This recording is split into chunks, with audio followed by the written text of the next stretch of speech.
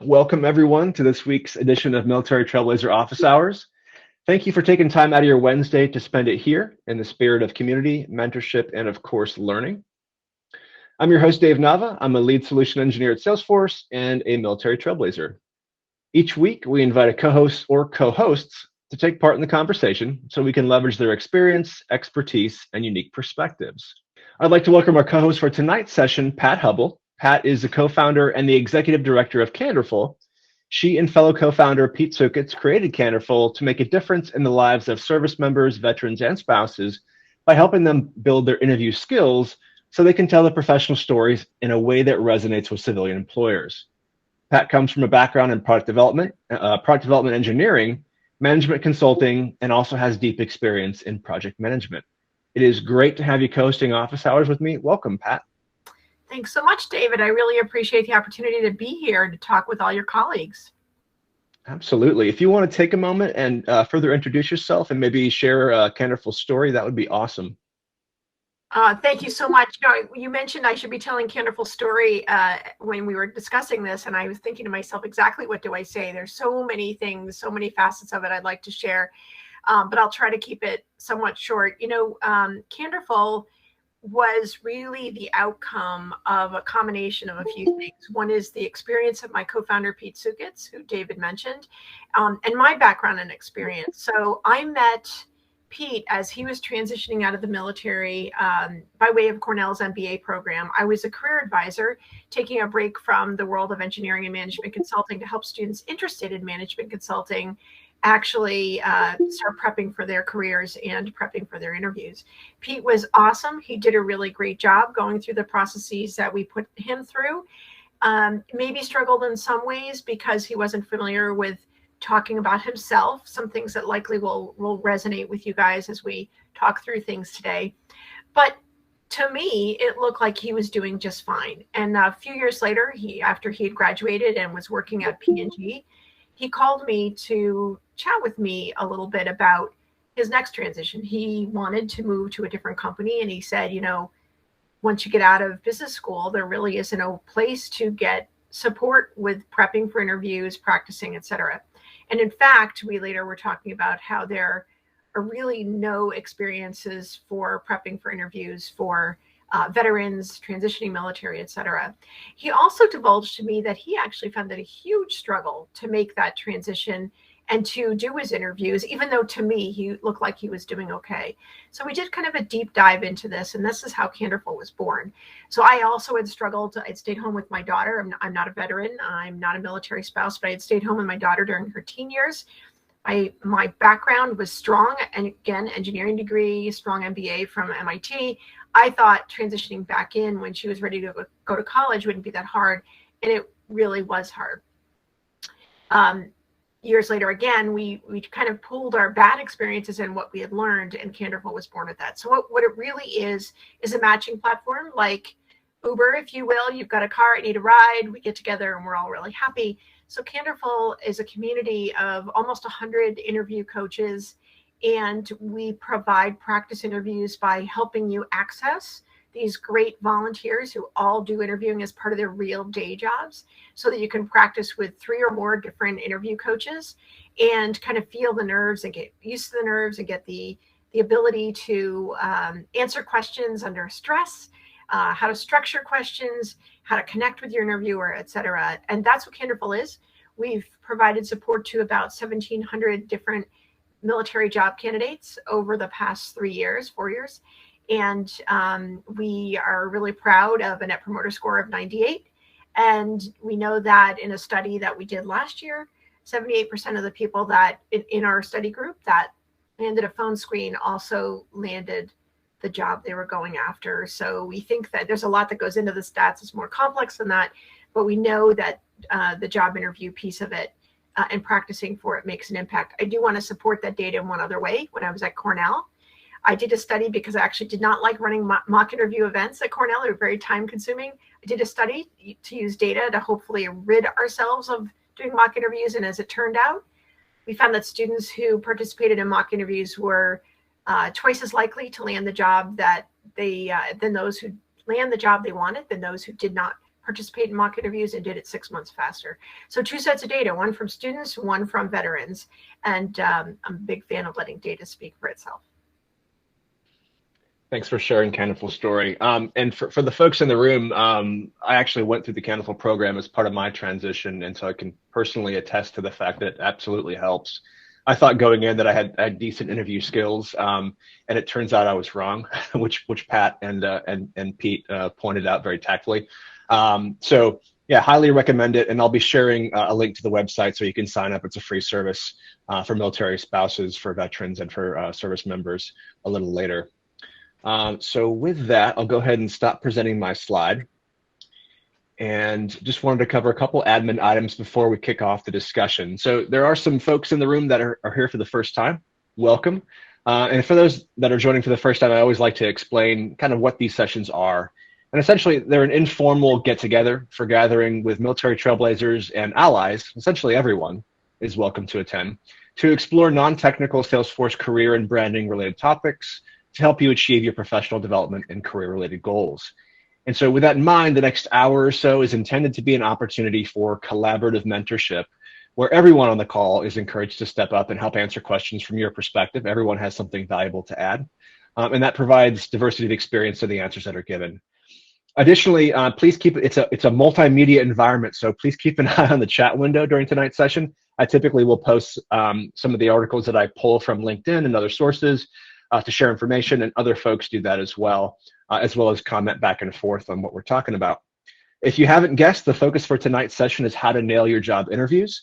And so for the folks that filled out the survey that I send, thank you. And I've noticed numerous occasions that there's questions about, how do I prepare for interviews? How do I translate my military skills or my mil spouse skills? This is your session. So if you'd like to ask a question at any point during today's session, feel free to do so. If you don't feel comfortable speaking up, you can post it in chat and I'll raise it for you. And I'll also be keeping an eye on the hands raised in the app. So with that, you guys know I always have my own questions prepared, but I'd like to turn it over to you to have the first go. So who has a question they'd like to ask Pat about interviews, resumes, the whole process? Before they ask, or while they're getting the nerve up to ask, David, you weren't that bad in the interviews. You weren't that bad. Thank you. I appreciate it. I have a question. Yeah. So it's in regards to resumes, right? I saw a recent poll on LinkedIn about number of pages on a resume. Obviously, I'm not straight out of the military. I've been out for quite a while, and I've got quite a bit of professional experience, but I've decided recently to start looking for a new job. I have 3 pages on my resume. Is that too much? Is there really a standard, or is there something that really turns employers off or hiring managers off? Well, I'm going to comment from a couple of different angles. First of all, I have very strong opinions about resumes, but keep asking that question of other people as well, because my opinions may not match. But I will tell you, there's the same number of opinions about resumes as there are the people that you ask. Okay. So number one, I'm 62 years old. I've been working since I was 14 years old. My resume, I will not let it go over 2 pages. I really, unless you've got a PhD and are going after and have all of that research on the back, I would not go over 2 pages. Okay. Second of all, raise your hand if you like reading things like resumes. My hand is not going up. Right. So with knowing that, recognize that no matter what people tell you, you're really unlikely to find people actually reading your resume. When I air quoting reading, I mean like sitting down and reading your resume. Yes, there are people that will. Most people are going to skim your resume. I am sorry. Of course, that doesn't give you the excuse to have mistakes on there or not have good stuff on there. You need to have good stuff on there because you don't know where the deep dive is going to occur. Everybody has their own little deep dive. The more concise it can be while not losing enough detail to sell yourself, the better. Okay. People under 10 years of experience, I'm making this rule up, but 1 page. Over that, maybe you start going up to 1 1/4, 1 1/2. Again, mine is 2. I am never letting it go over 2. I've even had to remove some significant things. So I think 3 is long, Jesse. Okay, thank you. You're welcome. That's a great question. I personally have a 1 and 2 page version that I roll out depending on the need. Well, and to that point, Jesse, there might be things that you want to tell some employers and you don't really need to tell others. You may need to have 2, 5 different versions of it, or I hate to say it, but modify it somewhat depending on the job description or what you've heard in your networking. I've heard that too. I've heard to do that too. I don't know if I'm that motivated yet. Well, Jesse, when the economy was bad back in 2009 and I was doing contract work, I actually submitted 1,500 different resume versions of my resume. Wow. So yeah, sometimes it all depends on what you're trying to do. I'm keeping my fingers crossed that it's not that kind of economy right now. I've been told by several recruiters that they're having trouble finding candidates.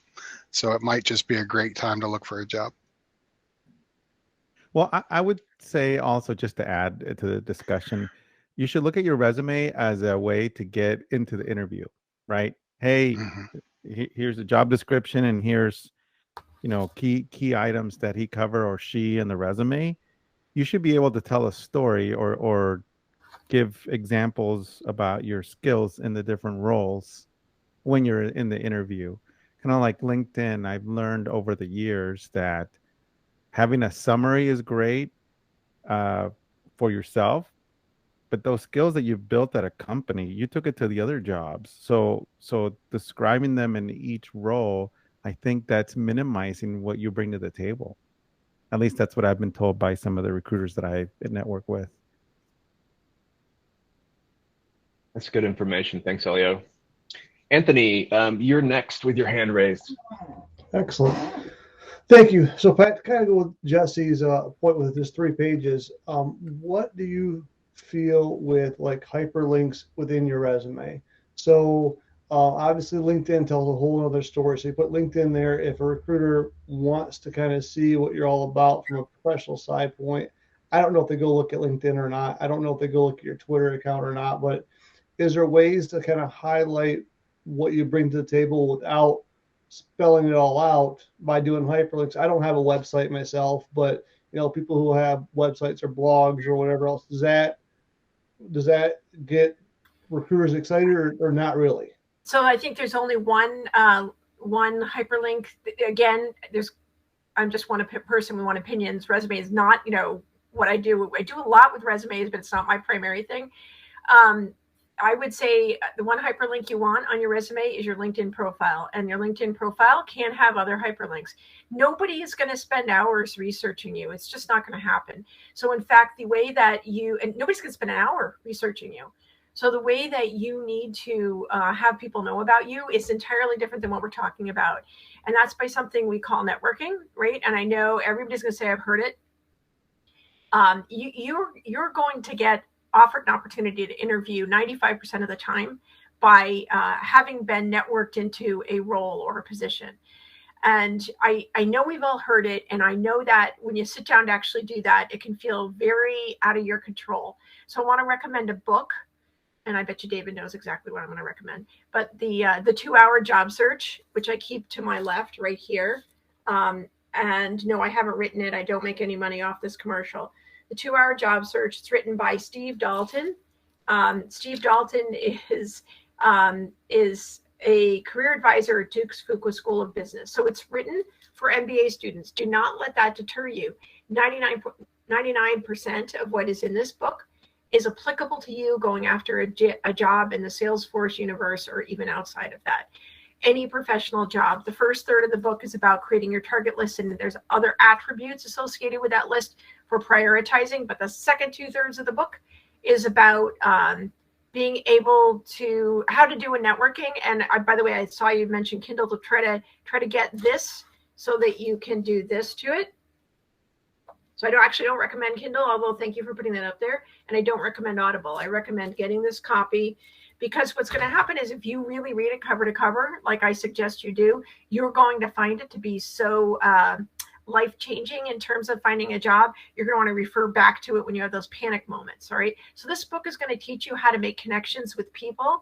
And when you make those connections with people the right way, using these right techniques, this is where you're going to sell yourself. And it's not going to be a website, and it's not going to be a link. It's going to be, hey, I really liked that guy. David was really cool.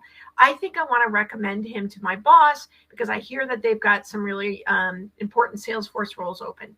And then a resume, a 1 or 2 page resume, is going to be forwarded over to that person. So it's really that annoying connection. And I say annoying because it would be much better to be able, much more controllable to be able to create something on a link and have it there for someone to read. It's just that that's not how it works. Yeah, it's a great book, and it really helped me kind of filter down the companies that I was most interested in and present me with a plan for how to go about developing connections with them, which then eventually led to interviews and then employment. Thank you. Iris, you've got your hand raised. Did you want to pose a question or make a comment? Hi. First of all, I wanted to just quickly comment on Jesse's, the length of the resume. And the thing is like, I think usually it's 1 to 2 pages, but if you're going for a federal job, that's where they want the pages upon pages and every single little detail. So I just wanted to mention that to you in case you were looking at those kind of jobs. And I did also... Iris, is that very formulaic though, right? There's very specific things they want. Yes. So again, a lot of research for whichever job you're applying to. But I want to ask you, Pat, in this day and age with these computers and everything, sometimes you can't even get your resume in front of human eyes. How do you combat that? Because, you know, just getting through that first hurdle sometimes is horrible. You are so right, Iris. And I liken it to, I don't know if any of you have kids applying to college, but it's become so easy to apply to college because you do the Comet app and then you disperse it to 3,000 colleges. And I think what it's provided is an overwhelmed admissions process at these colleges, so that you have to stand out in other ways, right? So it's exactly the same thing. If I've got 50 resumes, I have applications and resumes I have to read through, or 1,050 resumes and applications I have to read through, I'm not going to do it. Plain and simple. I'm not even going to look.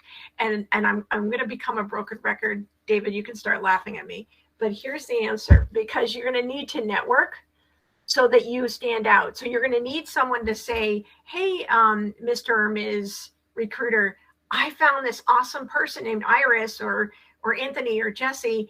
Read their resume. Now I, as the recruiter, I'm going to read that resume because it came from somebody I know, and I can skip reading those 1,050 resumes sitting in my queue. In my experience, if you're doing your networking correctly and you're doing your outreach to the various companies you're interested in a proper way, a resume becomes more of a formality. So you've already developed the relationships. You know, they're already interested in you. They've already talking interview. They're like, oh yeah, by the way, we have to have a resume because it's part of our process. Can you submit one? And so if you're using it as the forefront of your campaign to attract interested parties, it's not the way to go about doing it. It should be used as part of a formality after you've already gotten into the process. But that 2-hour job search is the way to get you there. And I'll tell you, if you're feeling, as you hear us say this, if you're feeling, oh my God, this is so overwhelming, I don't even want to think about it, I think that's a very appropriate reaction. That's why I love this book. I think when you're presented with something ambiguous and unclear, it can be almost depressing, upsetting, whatever.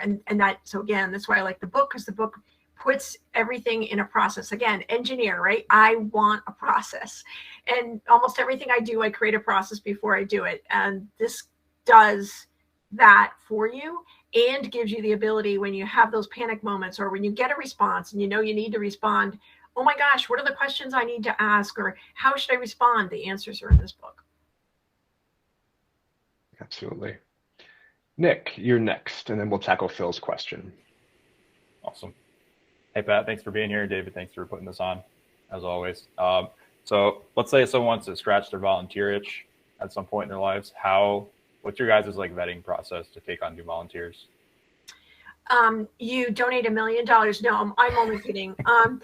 So that's a great question. We have, we're rapidly growing faster actually than we can bring our volunteers on, but we love volunteers. So the things we look for are that you are either conducting interviews as part of your day job. And so non-military, post-military interviews.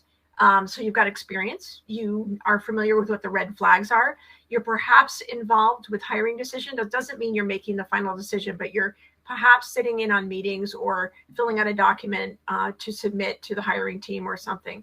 And that way you've had to think through, would I recommend this person? So you know why you aren't recommending or why you are. So you've done interviews, you're perhaps involved with hiring decisions. And then I typically ask everybody that's interested what their favorite interview question is. That's my way of really feeling out whether you've done interviews. So those 3 things. Okay, cool. Thank you. More about that, Nick. Sure. So we got a couple questions in chat. We'll tackle Phil's first and then Jesse's. Both great questions. Phil asks, maybe Pat, could you give us the top 3 most common faults that you encounter when working with individuals with no interview experience? So first of all, I mentioned we've helped about 1,700 people come through. I want to say that 1,699 of them did not have experience doing interviews. So most military have never had an interview, and I'm not counting when you were interviewing in high school for the Pink Berry. I mean, there is value in that, but it's different, right? So almost everybody that comes to us hasn't had a job interview before. So what do we see? We see leaving out education, not talking about education, that includes certifications, right? Not using I, so talking about what your team has done. By the way, who doesn't love to actually work with team players that talk about their team, except for the fact if you don't talk about what you did as an individual, you haven't provided the hiring manager, the interviewer with what you did, and they can't hire. They're missing that data on you. So you have to use the I and talk about what you did. So I would say not being passionate about your personal impact or confident that it's okay to talk about that is kind of one of the biggest problems that we have. We actually don't see too much trouble translating military experience, but there are people that do struggle with it. And then lastly, just not having practiced, and come to Candorful and practice. Great question. All right. Jesse asks, is there a dress code for Zoom interviews? I think there is, but it's less about the Zoom interview and about who you're interviewing with. So you should always dress nicely, and you should ask your HR representative that you're working with what common dress code would be for an interview. Finance, accounting, management consulting, federal organizations, government contractors, suit and tie, or equivalent for women, suit and blouse. Zoom, it can be just the waist up, of course.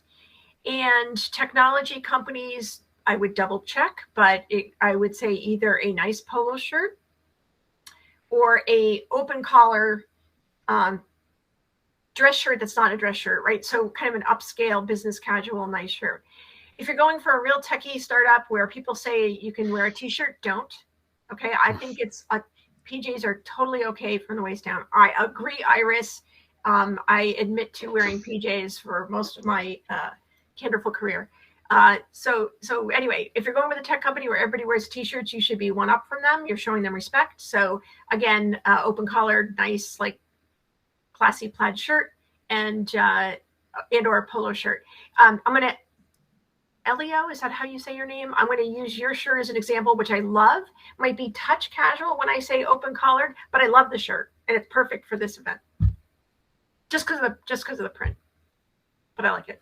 Actually, this was usually I'm in a t-shirt, but to your point, I had a meeting with several people who are leaders at Salesforce who might be on my track or promotion. So you gotta dress the part, right?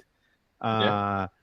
Two of them are influencers, right? There are a VP level, and one of them is definitely, if I do end up going the track that I want to at Salesforce, will be somebody who will evaluate me. So definitely you want to dress for the session. I mean, David, you know, I've been in your sessions all the time. You always see me in a t-shirt and a cap.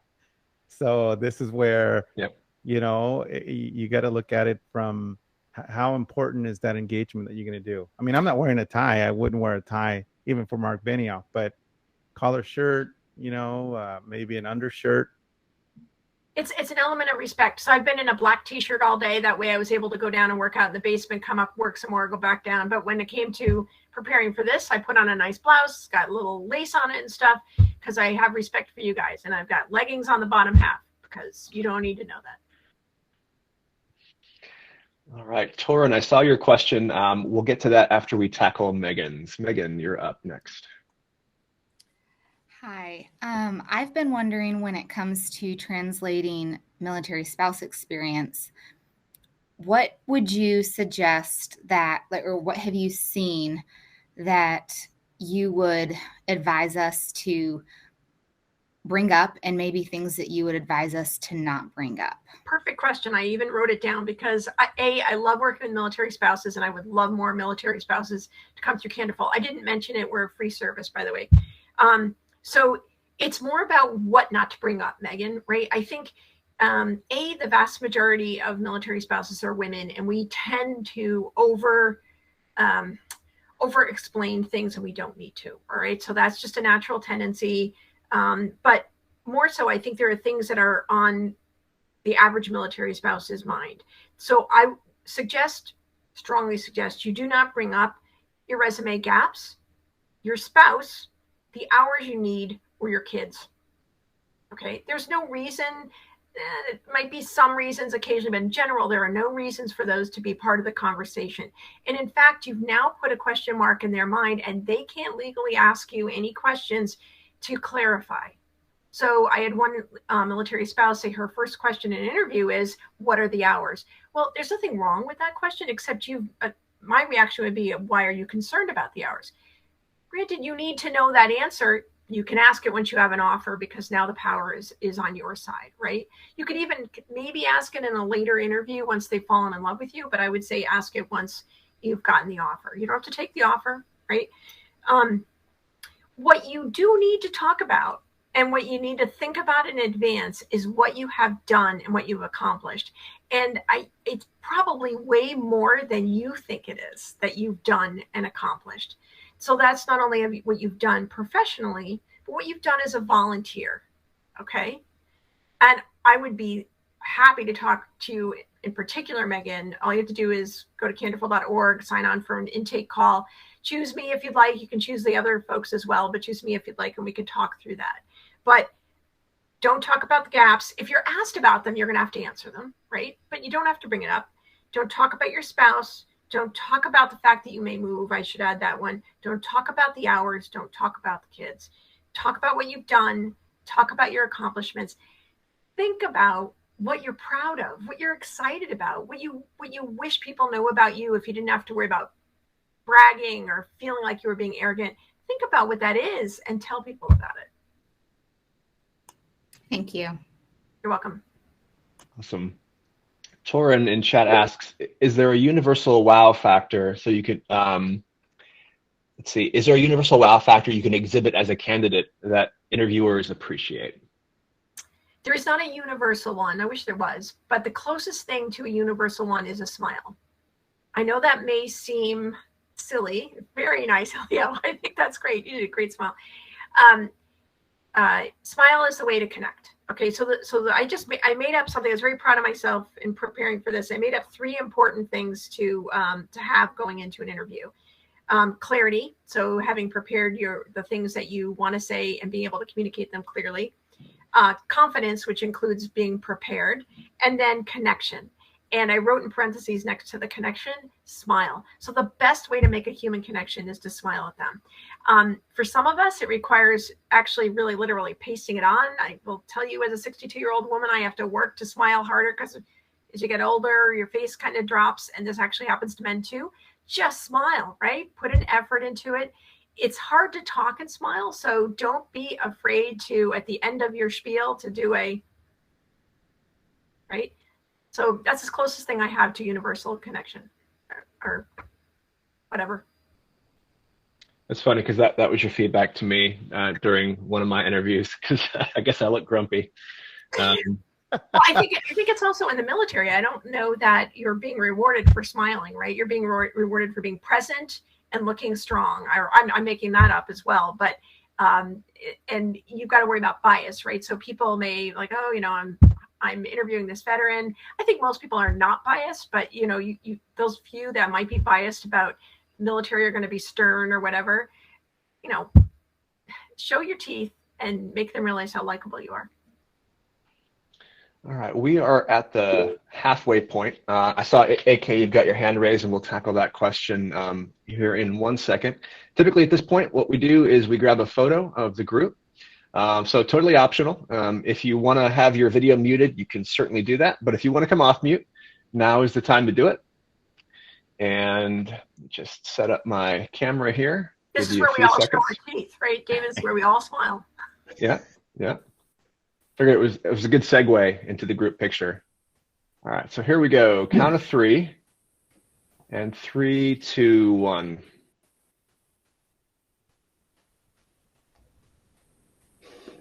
All right, I didn't mess it up this week. There we go.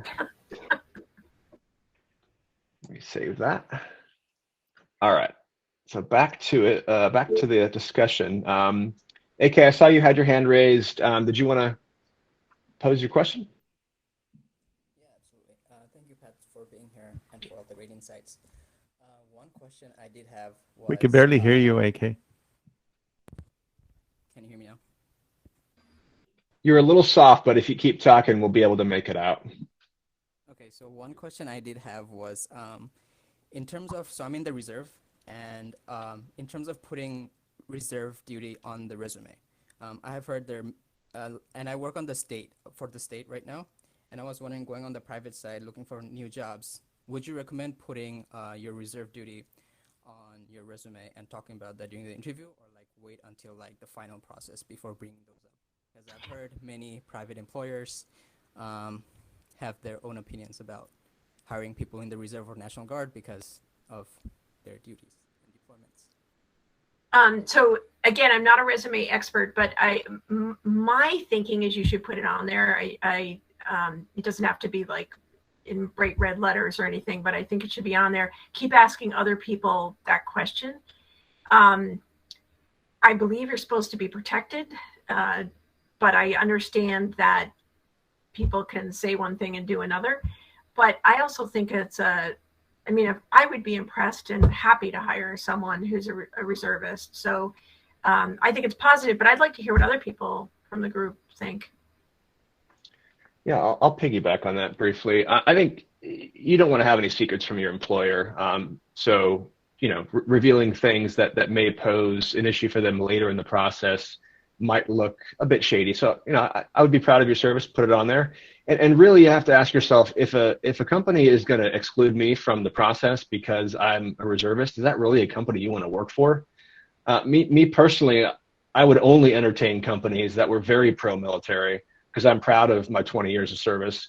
So I sought out those companies, and the first company that I worked for, PulseSource, huge supporter of you know, service members, veterans, and military spouses. And obviously, I went on to work for Salesforce, which, as we know, has a stellar program. So that's my 2 cents, but love to hear what the group thinks.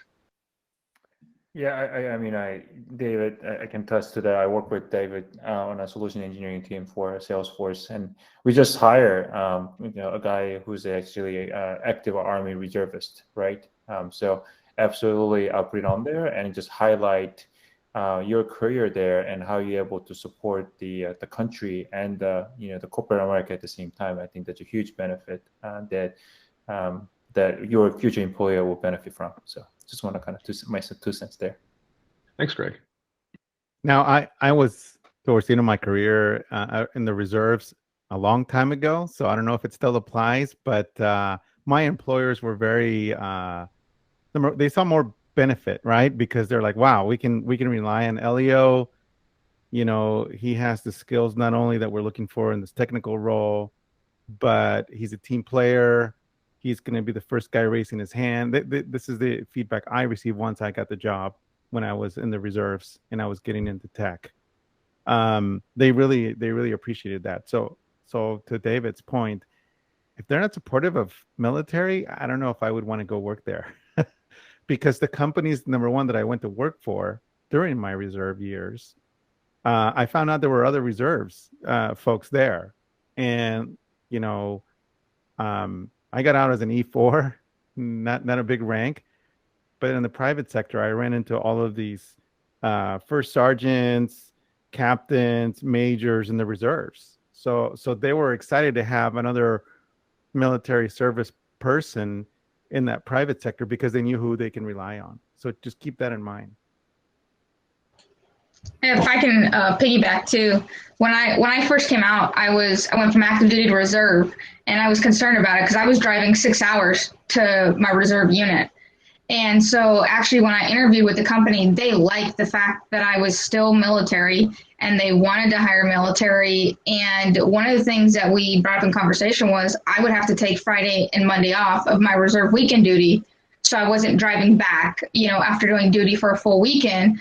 But they loved it. They had no issue with that. But it was the same thing I was concerned with. I go, and it goes back to, do you really want to work for a company and then hide that from them? Because we all know too, reserve duty isn't just 1 week in a month. There's random training things I didn't even know about that pop up where it's like, oh, by the way, you have to leave for 2 weeks in about 3 days. So being upfront, but it also let me highlight them as an employer who supports Guard and Reserve. So that was one thing I got to put them up for. And additionally, they would speak to, by having me on their team, it actually spoke and added to their business to showcase and say, hey, we really want this. This is how we're supporting our community and what we're doing. So the flex time worked both ways because they knew when I was there, I was working really hard for them and very diligent in my work because I appreciated the time away. But it took me a little bit to be okay with saying, hey, I'm in the reserve because, like you say, some employers will go, I've literally had it in an interview go, oh, you're in the reserve. And it was automatically, you weren't getting it. You couldn't prove it, but that's why you weren't getting hired. But at the end of the day, I knew it wasn't a place I wanted to be if they weren't going to support what I was trying to do. So. And I believe there are tax credits for hiring folks that are from the military and the reserve. So don't quote me on it, but it's to their advantage to figure this stuff out. That's a great point too, Amber. It can be a win-win for the company, for their corporate brand as well. So good point. All right, we've got a couple questions in chat here. Let's see. So Shanae asks, on the clarity, connection, and confidence points that you brought up, Pat, can you speak a little bit more what you mean about clarity and confidence? Sure, I will bore you with a slide if you don't mind. Let's see if I can find it on here. So a lot of you are going to know exactly what I mean. Are you seeing, let's see if it comes up. Yeah, it's coming up. There we go. So hopefully, entire screen. Can you see it okay? Yep. All yes. Right. Yeah, we've got it. So a lot of you probably know the STAR technique for answering questions. And if you don't, you should. And I'm going to teach you 2 different ways really, really quickly. So, when you get asked a question, it's easy to give a really short answer by accident or give a rambling answer because you really feel caught off guard. And one of the best ways to do it is to use the STAR technique: situation, task, action, result. I like one even better that's called the PAR technique.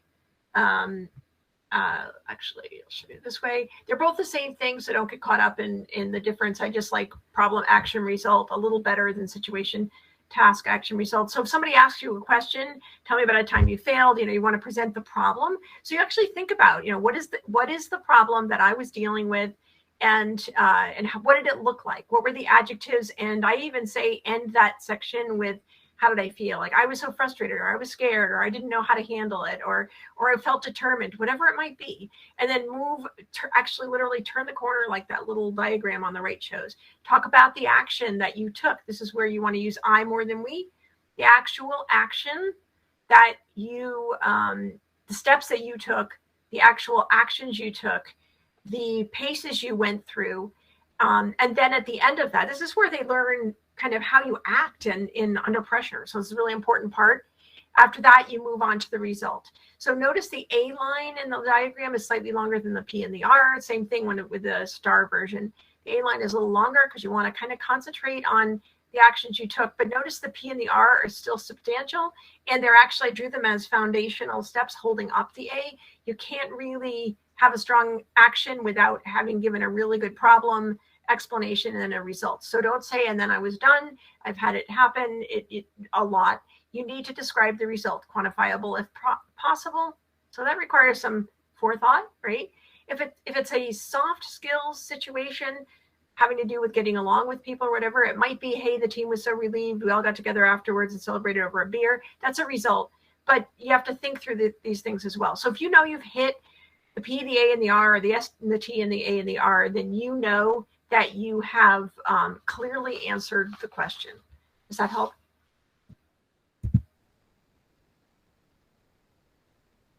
Thank you, Pat. And I've used the STAR format for not just interviews, but for my resume as well to kind of explain my achievements. Yep, it's a great way to do it. And was confidence part of it as well, or just clarity?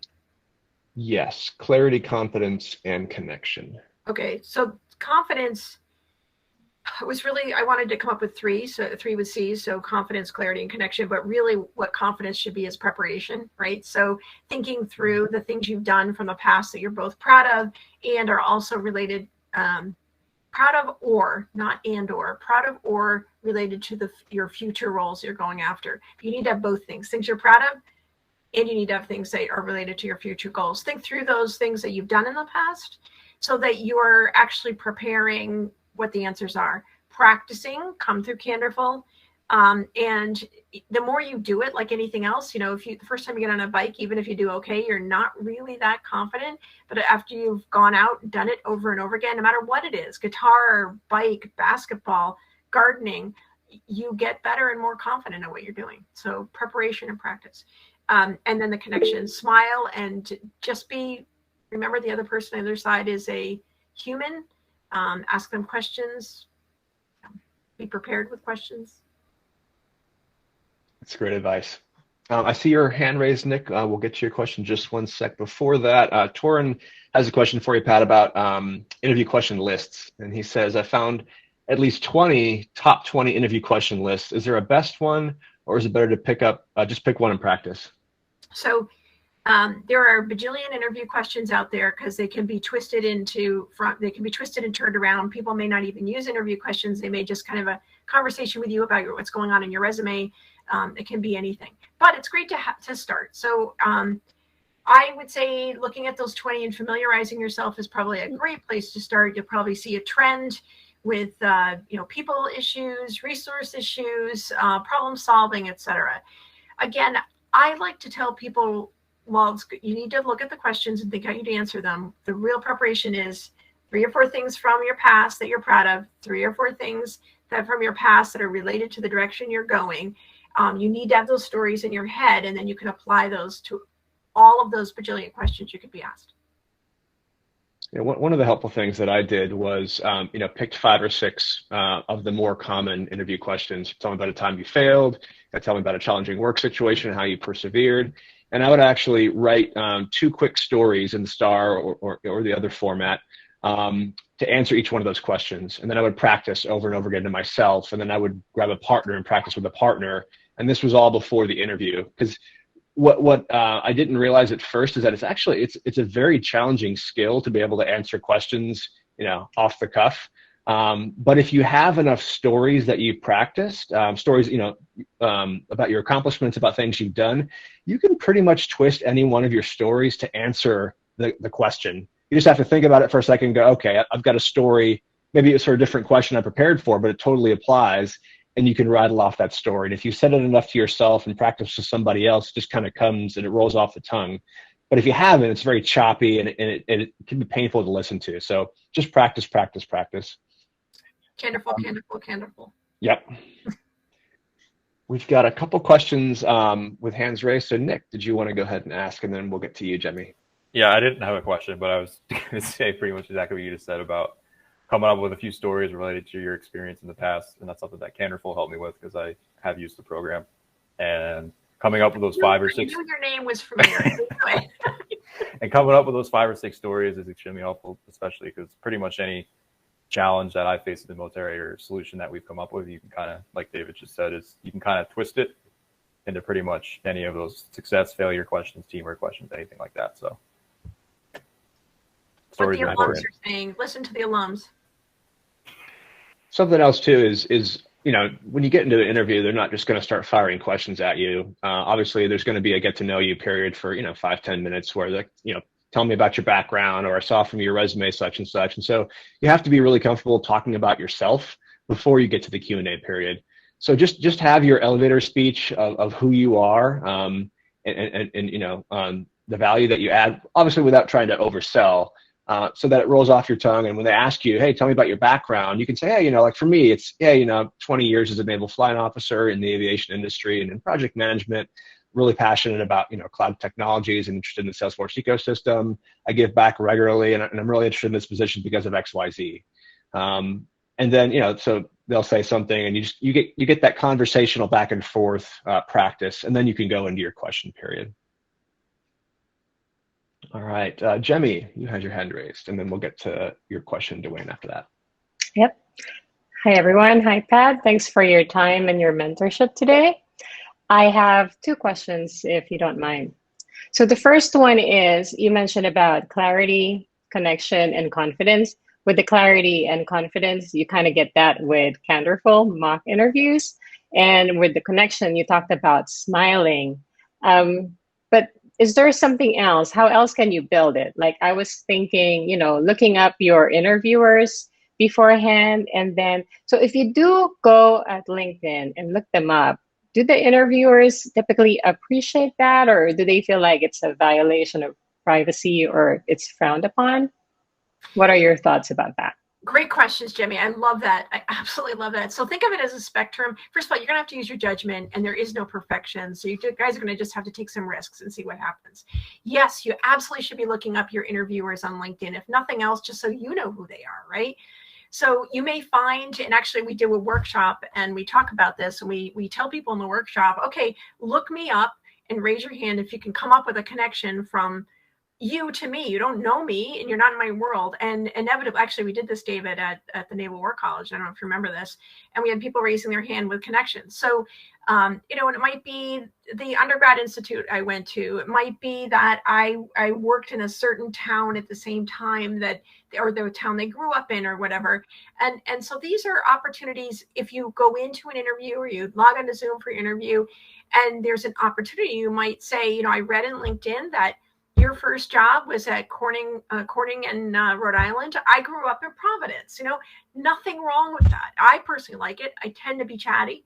I tend to be an extrovert, so I like that. Some other people, if they respond cold-faced like this, you just move right along, because you're not going to know. I think you absolutely should be trying to find those connections, writing them down, and then you decide in the moment whether or not you're going to use them. Okay, perfect. Thanks. That's really great. Hopefully professional connections if you can, right? So if I connect, and then you can ask questions about the places they worked or whatever. Yeah, totally makes sense. So the other question is, so on LinkedIn, occasionally I see job postings that are of interest to me, but I also hear that it's best to be intentional when you're looking for a job. And I'm not really looking right now, but you had mentioned the 2-hour job search, and 1/3 you have to pinpoint all the companies you're targeting. So would you recommend that approach 100%, or should I also devote some time into exploring jobs that come my way, but I don't have any connection to that company? So I'm going to try to interpret that the best I can. So I think the best kind of job search is when you actually don't need a job and you're just looking around, in which case you do not have to create a target list of 40 companies. You might want to read that section so you understand the follow-on section. But I would read the second 2/3 of the book after the lamp list section and use the techniques, because if you don't have a connection, what you want to do is figure out how to create a connection, right? And have an informational interview or a coffee chat. So I think the technique is still there, while you don't have to go through the torturous efforts of making the list and finding connections to all the companies. So I would say approach it the same way, but you're kind of doing a micro version of it. Okay, perfect. Thank you so much. My pleasure, Demi.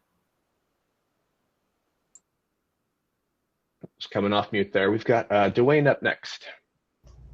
Yes, so the stories that you talked about, stories that you're proud of or challenges that you faced, should any of those be personal or should they only be work related? That's a great question. They should highly lean towards work related. They should not be like highly personal ever, right? No physical ailments, no family matters, nothing like that. Now, if you ran into an issue in a volunteer role or at your church or at your on your soccer team that you play with on the weekend, that's okay. But I would use that as the minority. Right. Okay. Thank you. All right. Laura has a great question in chat. So we were talking about putting together your little stories for how to answer questions, and she asked, do you have suggestions on where to pull these stories from as a military spouse with limited professional experience? Yes. So if you have limited experience, no matter whether you're a military spouse or anybody else, you have limited experience. You're an entry-level applicant in a sense. So, you have to assess what you have. My guess is you have more than you think you have.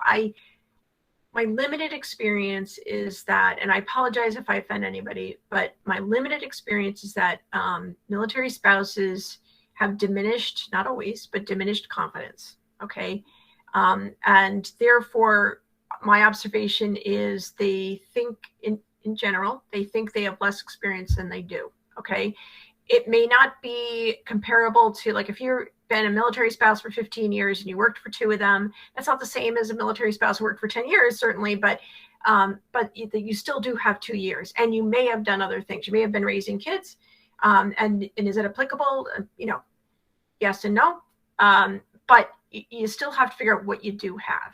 Again, when I stayed home with my daughter during her teen years, I was very involved in her school. And I did actually use experiences, and this answers Dwayne's question as well. I started out as a coach for Destination Imagination, which is like Odyssey of the Mind. I don't know if you guys know what it is. And then I became team manager for the school, and then I ended up being on the board. So showing that trajectory of growth, even though it was a volunteer organization, was very valuable.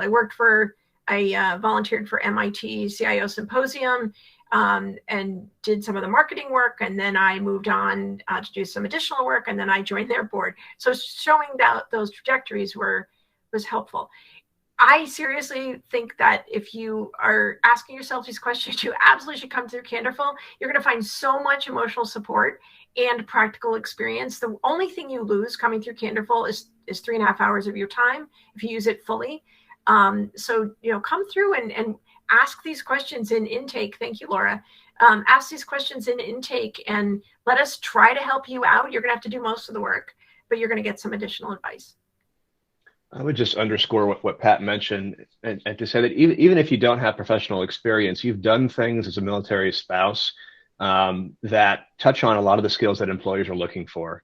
So, if you've moved the household, by yourself because, your military spouse is deployed, or you've managed, children, and all the other things that go into running a household, these are project management skills. And so you can touch on those central skills and highlight those.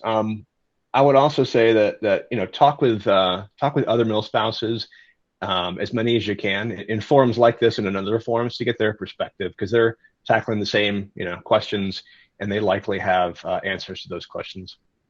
And 2 things. There are a lot of these organizations that veterans can go through, military spouses can go through as well. So, 4Block, Hiring Our Heroes, USA Transitions, and others. So use these opportunities. And there has never, ever been a better time for remote work than COVID. I can honestly say, tongue-in-cheek, COVID is your friend about remote work, because it's opened the door to that tremendously, which I think takes the gap in the moving situation to a different level.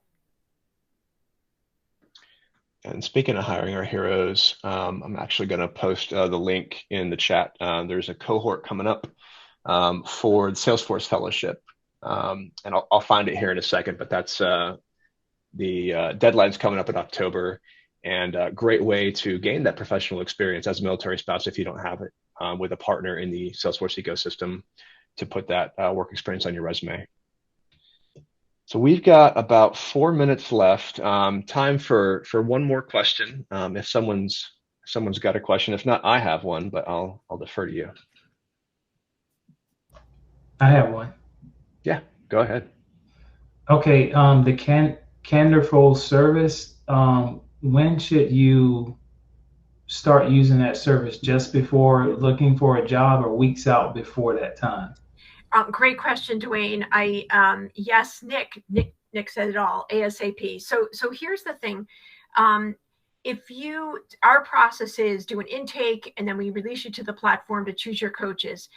We are a nonprofit startup. We've been working on this for 4 years, but we don't have this amazing system that boom, boom, boom lines you up with people in an hour, right? So you're going to have to go in there and try to pace yourself with the calendar. You need brain space to be able to change thinking and behavior and to practice in between. So there's nothing more sad to me when I get an email, hey, I have an interview the day after tomorrow. Can Candorful help? We will try, but there's not a lot we're going to be able to do for you. If you need at least a week from the moment you have your intake, and it could take a week to get on a calendar for an intake, right, till you finish your 3 interviews. So I would say the bare bones minimum, a week, but I almost don't want you to even hear me say that. I'd like you to come to us at the bare bones minimum a month out, right, a month before. And if you're not even sure you're going to look for jobs, again, the only thing you've done is wasted 3.5 hours preparing yourself for when you do, right? I love when people say, I've got 2 months or 6 months or a year, because you've got the time to cycle through. David and Nick, how far out did you come to us? I came to you, gosh, it was probably 3 or 4 months prior to, just because I realized there's a significant gap in my interview skills. So I needed to be able to go through the training and have time to reflect on it and practice on my own. Nick, how about you? I had mine earlier this month. I'm not going to be looking for full-time employment until like February, because I'm still on active duty actually. But the biggest thing I noticed was it kind of helps you start thinking about how these questions are asked and how you can formulate your answers. Because something that I've always said is like, you don't know how to answer the tell me about yourself question until you're asked it in an interview setting. And I stumbled over myself for 2 to 3 minutes trying to answer that question. And Candorful kind of helps you start to think and process how to answer these questions. And a lot of the work will come after the interviews. Right. And you've got nothing to lose other than a little ego when you come through Candorful. You're not losing the job opportunity. We've got about 2 minutes left. I saw Jimmy's hand raised. Before we get to Jimmy's question, just a couple of notes for the chat. I did post the Hiring Our Heroes Salesforce Fellowship link there. If you're interested in taking a look at that, it is open for military members as well as veterans and spouses. And then Amber brought up Vets to Industry, which is another great organization that provides assistance. So Jimmy, you've got the floor for the final question. Can't hear you, Jimmy. Still on mute. You can type it in chat if you're having catastrophic mute, like I sometimes do. It's probably your computer. It's saying it's unmuted. Yeah. Yeah. You just want to type it in chat real quick, Jimmy? Okay. While he does that, folks, so I know some of you reached out via LinkedIn. I've been here for 8.5 years at Salesforce, and today we're talking about interviews. Today, I actually interviewed a senior vice president. So the interview, just because you have a job, doesn't end. I'm interviewing different people just to get to know their roles as leaders and maybe understand different divisions. Salesforce has grown quite a lot, but just to let you know that the interview process for a job is just the beginning. You want to continue to network, and part of that is interviewing. And this SVP, actually, I heard him talk at a company function, and I reached out to him, and he said, yeah, put in 30 minutes on my calendar, and we had a great chat.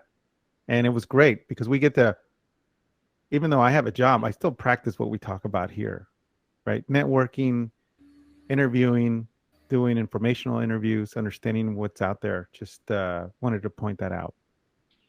Yeah, these are foundational skills that Candorful teaches that really stretch way beyond the interview process. They're communication skills that you can use for the duration of your career. So I don't see. Oh, there we go. Okay, so Jimmy says, I've had 4 interviews in the last 2 days. Thanks for the information today. I can validate the STAR and PAR processes are great for interviews. Excellent. Thanks, Jimmy, for supporting that. You know, you guys have been great. I think there's great information that you have shared. I love the back and forth of this, David. It's really a lot of fun. You guys know it's an amazingly supportive organization here, and you guys are helping each other out, and I absolutely love that. And that's what I love about Candorful, is meeting people like yourselves who want to help out military, or people like yourselves who have served either as a military person or as a spouse. And it's every day is an exciting day for me at Candorful. I wish you all the best of luck. We're at candorful.org, and that's candorful.org. We'd love to help you guys out. Shoot us an email at candorfulcontact@gmail.com. And, you know, I will tell you that I love to answer emails and kind of help people out.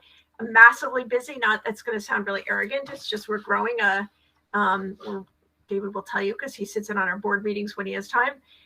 We're trying to grow really fast with an operations team of 1. My co-founder Pete that we told you about had triplets back in July of 2020. So he's a busy man. But anyway, email me. I will do what I can to help you. But the best way to do it is come through Candorful. And military spouses, come join and tell your friends. We would like to help more military spouses. Thanks so much, Pat. Before we do close, I just want to thank Pat for spending time here to educate us on both the interview and resume skills and processes. So thank you so much. Thank you, David. It's been great fun. What a great way to end my Wednesday. Awesome. And I actually did record it this time. So if you're joining late, you'll be able to watch the whole video afterwards. So thank you, everyone, for attending, for making time. And we'll hopefully see you next week on Wednesday for the next session. Have a great rest of your week.